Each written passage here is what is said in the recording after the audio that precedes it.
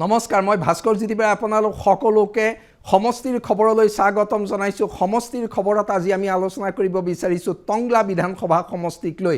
টংলা সমষ্টি নৱগঠিত সমষ্টি ওদালগুৰি জিলাৰ টংলা সমষ্টি পুনৰ নিৰ্ধাৰণত নতুনকৈ গঠন হ'ল। ওদালগুৰি জিলাত সমষ্টি পুনৰ নিৰ্ধাৰণে ৰাজনৈতিক মানচিত্ৰৰ যি পৰিৱৰ্তন ঘটালে সেই পৰিৱৰ্তিত ৰাজনৈতিক মানচিত্ৰৰ পৰিপ্ৰেক্ষিতত নতুনকৈ গঠন হ'ল টংলা বিধানসভা সমষ্টি। ওদালগুৰি জিলাৰ কলাইগাঁও বিধানসভা সমষ্টিৰ বিলুপ্তি ঘটিল পানেৰী বিধানসভা সমষ্টি। তাৰ বিপৰীতে গঠন হ'ল টংলা বিধানসভা সমষ্টি আৰু ভেৰগাঁও বিধানসভা সমষ্টি। আজি আমি টংলা বিধানসভা সমষ্টিৰ বিষয়ে আলোচনা কৰিম। টংলা বিধানসভা সমষ্টিত নতুন সমষ্টিটো নতুন বিধানসভা নিৰ্বাচনলৈ সাজু হৈছে সমগ্ৰ সমষ্টিবাসী। টংলা বিধানসভা সমষ্টিৰ নিৰ্বাচনী প্ৰেক্ষাপট কেনেকুৱা? টংলা বিধানসভা সমষ্টিৰ বড়োভূমিৰ ৰাজনীতিৰ কোনবোৰ দিশ বিশেষ গুৰুত্বপূৰ্ণ হৈ পৰিছে? বড়োভূমিৰ আন 14টা সমষ্টিতকৈ টংলা বিধানসভা সমষ্টিৰ নিৰ্বাচনী প্ৰেক্ষাপট কিছু পৃথক নেকি? সকলো কথাই বিচাৰ বিশ্লেষণ কৰি চাম, কিন্তু তাৰ পূৰ্বে চাব লাগিব টংলা বিধানসভা সমষ্টি কেনেদৰে গঠন কৰা হৈছে। টংলা অসংৰক্ষিত মুক্ত সমষ্টি। টংলা অসংৰক্ষিত মুক্ত সমষ্টিৰ বড়োভূমিৰ মুক্ত অসংৰক্ষিত সমষ্টিসমূহৰ ভিতৰত এটা সমষ্টি হৈছে টংলা সমষ্টি। টংলা সমষ্টি গঠন হৈছে ননৈ, চেৰফাং, মুদৈবৰী আৰু খালিংদুৱাৰ পৰিষদীয় সমষ্টি। তিনিটা পৰিষদীয় সমষ্টি লগ লাগি গঠন কৰা হৈছে টংলা বিধানসভা সমষ্টি। ননৈ, চেৰফাং, মুদৈবৰী আৰু খালিংদুৱাৰ এই তিনিটা পৰিষদীয় সমষ্টিৰ এলেকাক সংযুক্ত কৰি গঠন কৰা হ'ল টংলা বিধানসভা সমষ্টি। সমষ্টিটোৰ মুঠ ভোটাৰ হৈছে 1,78,052 গৰাকী। ভিন ভিন জনগোষ্ঠীৰ অসমীয়া ভোটাৰ 46,300 গৰাকী। সমষ্টিটোত বড়োভূমিৰ এই সমষ্টিটোত অসমীয়া ভোটাৰৰ সংখ্যাধিক্য আছে। অসমীয়া ভোটাৰ ভিন্ন জনগোষ্ঠীৰ অসমীয়া ভোটাৰৰ সংখ্যা 46,000তকৈ অধিক। অৰ্থাৎ বড়োভূমিৰ ৰাজনীতিত অবড়ো জনগোষ্ঠীয়ে গুৰুত্বপূৰ্ণ ভূমিকা পালন কৰা এটা অন্যতম সমষ্টি হৈছে টংলা। অৱশ্যে বড়ো ৰাজনীতিয়ে তাত মূলতঃ প্ৰধান দিশ হিচাপে থাকি যায়। বড়ো ভোটাৰ 38,300 গৰাকী। সমষ্টিটোত বড়ো ভোটাৰ আছে 38,300 গৰাকী।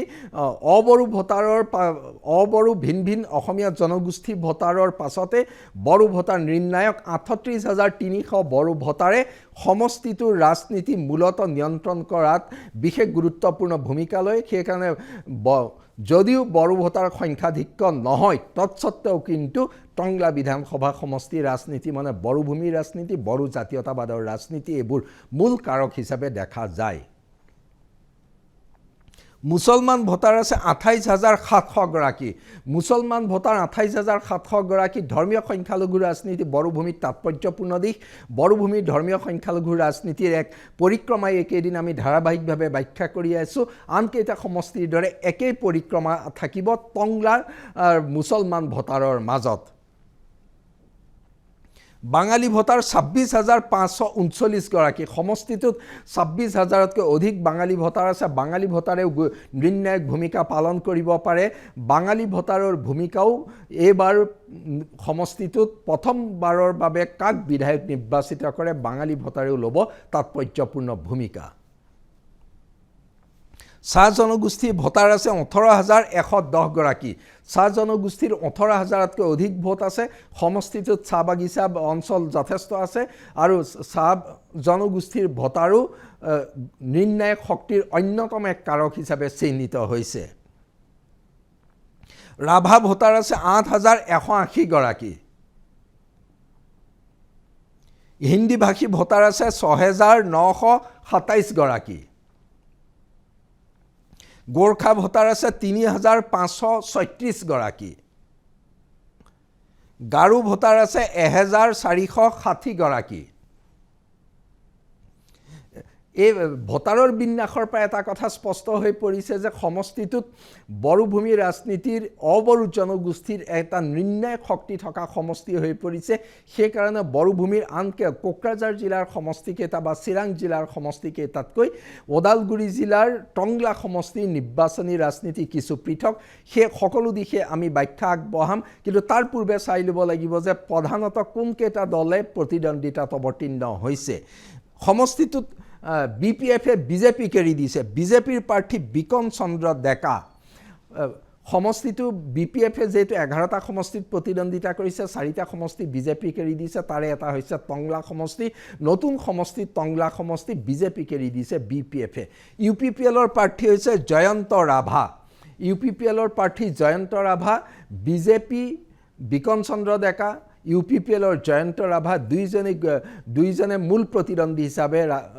টংলা সমষ্টি নিৰ্বাচনত দেখা গৈছে কংগ্ৰেছেও সমষ্টিটোত প্ৰাৰ্থী দিছে কংগ্ৰেছ প্ৰাৰ্থী ৰোহিত পাৰিগা সমষ্টিটোত কংগ্ৰেছেও প্ৰাৰ্থিত্ব আগবঢ়াইছে অৰ্থাৎ টংলা বিধানসভা সমষ্টিৰ ৰাজনীতি মূলতঃ বিজেপি তথা NDA বনাম UPPLৰ ৰাজনীতি হ'বলৈ গৈছে বিজেপি আৰু UPPLৰ ৰাজনীতি মূলতঃ হ'ব কংগ্ৰেছে প্ৰাৰ্থী দিছে যদিও সমষ্টিটোত কংগ্ৰেছে বিশেষ গুৰুত্বপূৰ্ণ ভূমিকা লোৱাৰ সম্ভাৱনা নাই কিয় বিজেপি বনাম UPPLৰ মাজত মূল প্ৰতিদ্বন্দ্বিতা হ'ব সেই কথা আমি ব্যাখ্যা কৰিম কিন্তু তাৰ পূৰ্বে আমি চাই ল'ব খুজিছোঁ যে টংলা সমষ্টিৰ এই ৰাজনৈতিক পৰিক্ৰমা টংলা সমষ্টিৰ অন্তৰ্গত ননৈ চেৰফাং পৰিষদীয় সমষ্টি আছে BPFৰ দখলত ননৈ চেৰফাঙত যোৱা BTC নিৰ্বাচনত BPF জয়ী হৈছিলে মুদৈবৰী পৰিষদীয় সমষ্টি আছে বিজেপিৰ দখলত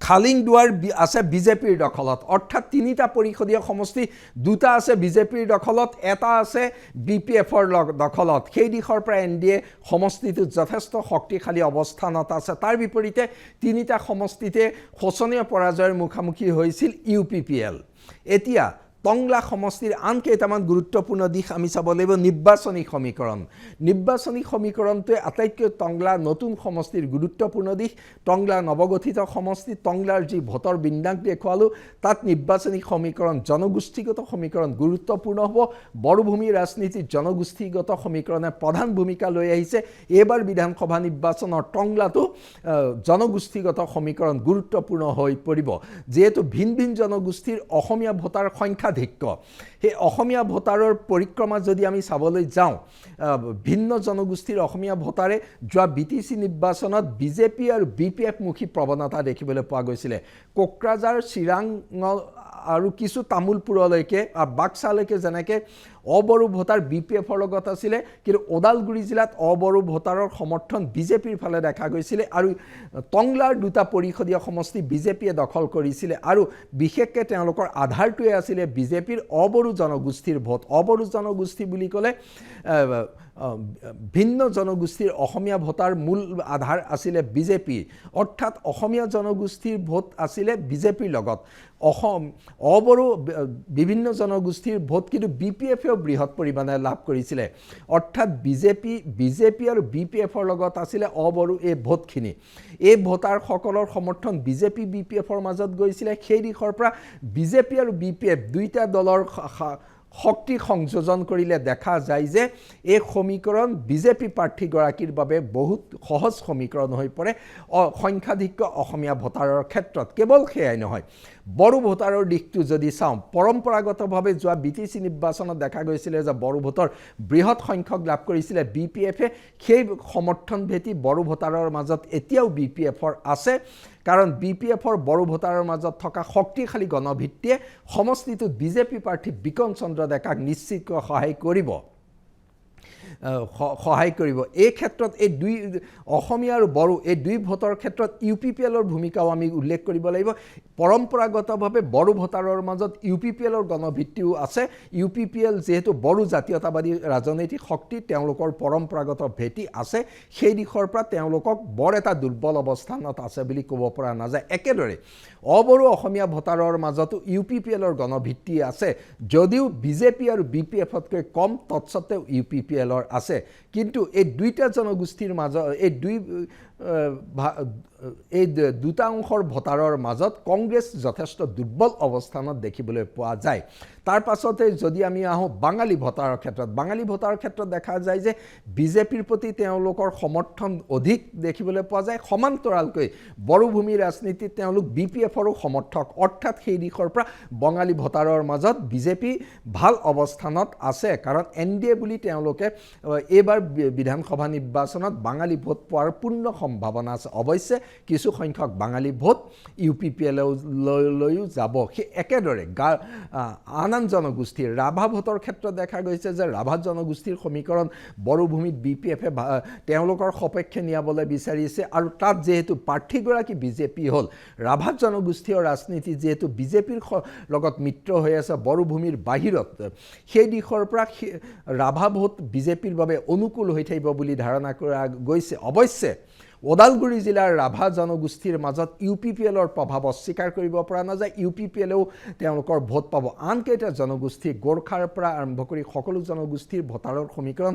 একেই হ'ব। এতিয়া ধৰ্মীয় সংখ্যালঘু মুছলমানৰ ভোট, বড়োভূমিৰ ধৰ্মীয় সংখ্যালঘু মুছলমানৰ ভোট স্বাভাৱিকতে BPF-মুখী হৈ আছে। NDAত যোগ দিয়াৰ পাছত তেওঁলোকৰ BTC নিৰ্বাচনত যিমান ভোট পাইছিলে সিমান ভোট পাবনে নাই বহুলোকে প্ৰশ্ন কৰে, কিন্তু তৎসত্ত্বেও বৃহৎ সংখ্যক ভোট তেওঁলোকে পোৱাৰ সম্ভাৱনা BPFে আছে। কিন্তু টংলা সমষ্টিটো যিহেতু বিজেপিক এৰি দিলে, এতিয়া বিজেপি প্ৰাৰ্থীগৰাকীক BPFৰ সমৰ্থক ধৰ্মীয় সংখ্যালঘু ভোটাৰসকলে ভোট দিবনে, সেইটো এটা প্ৰশ্নবোধক চিহ্ন আছে। ধৰ্মীয় সংখ্যালঘুৰ ভোট বিজেপি প্ৰাৰ্থীগৰাকীয়ে কিমান পাব, কাৰণ যোৱা BTC নিৰ্বাচনত BPFক ভোট দিছিলে, কিন্তু এইবাৰ যিহেতু বিজেপিৰ পদুমত ভোট দিব লাগিব, ধৰ্মীয় সংখ্যালঘুৱে বিজেপিৰ পদুমত ভোট দিবনে, অৰ্থাৎ ধৰ্মীয় সংখ্যালঘুৰ BPFৰ পৰম্পৰাগত গণভিত্তি থকা স্বত্বেও ধৰ্মীয় সংখ্যালঘুৰ ভোট কিমান বিজেপি প্ৰাৰ্থীগৰাকীলৈ আহে, তাত এটা প্ৰশ্নবোধক চিহ্ন থাকি গৈছে। আৰু এই ক্ষেত্ৰতে UPPLে তাৰ সুযোগ লোৱাৰ চেষ্টা কৰিব। UPPLে ধৰ্মীয় সংখ্যালঘুৰ ভোট লাভৰ চেষ্টা কৰিছে, আৰু স্বাভাৱিকতে দেখা গৈছে যে ধৰ্মীয় সংখ্যালঘুৰ ভোট বিজেপি প্ৰাৰ্থীগৰাকীতকৈ UPPLৰ প্ৰাৰ্থীলৈ যাব পাৰে।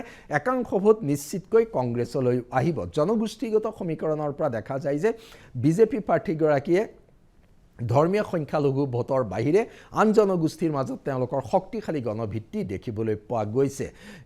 এই সমীকৰণ, জনগোষ্ঠীগত সমীকৰণেই টংলা বিধানসভা সমষ্টিত আটাইতকৈ গুৰুত্বপূৰ্ণ নিৰ্বাচনী সমীকৰণ হ'ব। আৰু তাৰ লগতে যিহেতু কংগ্ৰেছে প্ৰাৰ্থিত্ব দিলে, কংগ্ৰেছৰ প্ৰাৰ্থীগৰাকীয়ে কিমান ভোট লাভ কৰে, কংগ্ৰেছৰ প্ৰাৰ্থীগৰাকীয়ে কিমান ধৰ্মীয় সংখ্যালঘু ভোট লাভ কৰে, সেইটোৱে কাৰ লাভ কৰিব, কাৰ ক্ষতি কৰিব। যদি কংগ্ৰেছৰ প্ৰাৰ্থীগৰাকীয়ে ধৰ্মীয় সংখ্যালঘুৰ ভোট অলপ বেছি পায়, তেতিয়াহ'লে নিশ্চিতকৈ ক্ষতি হ'ব UPPLৰ। অৰ্থাৎ মূল কথাটো হৈ পৰিছে ভিন্ন জনগোষ্ঠীয় সমীকৰণত BPF বড়োভূমিৰ যিদৰে ইনক্লুচিভ প্ৰাৰ্থী, কিন্তু সমষ্টিটো বিজেপিক এৰি দিয়াৰ কাৰণে BPFৰ ইনক্লুচিভ ৰাজনীতিৰ আওতাত থকা সকলো ভোটাৰৰ মাজত ধৰ্মীয় সংখ্যালঘুৰ ভোটটো টংলাত এৰাই চলিবলগীয়া হ'ব যেন আমাৰ ধাৰণা হৈছে।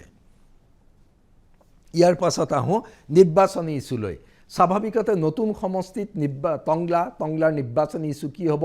টংলা সমষ্টিৰ এটা অংশ পূৰ্বে পানেৰীত আছিলে, এটা অংশ আছিলে কলাইগাঁৱত। স্বাভাৱিকতে টংলা সমষ্টিৰ মূল নিৰ্বাচনী ইছ্যু উন্নয়ন, কিন্তু বড়োভূমিৰ সমষ্টিকেইটাৰ উন্নয়নৰ প্ৰসংগটো অলপ পৃথক। বড়োভূমিৰ পৰিষদীয় চৰকাৰৰ উন্নয়নৰ মূল কাম কৰে, সেইকাৰণে পৰিষদীয় চৰকাৰ যাৰ থাকে তাতে বড়োভূমিৰ বিধানসভা সমষ্টিসমূহত একেই ধাৰা দেখিবলৈ পোৱা যায়।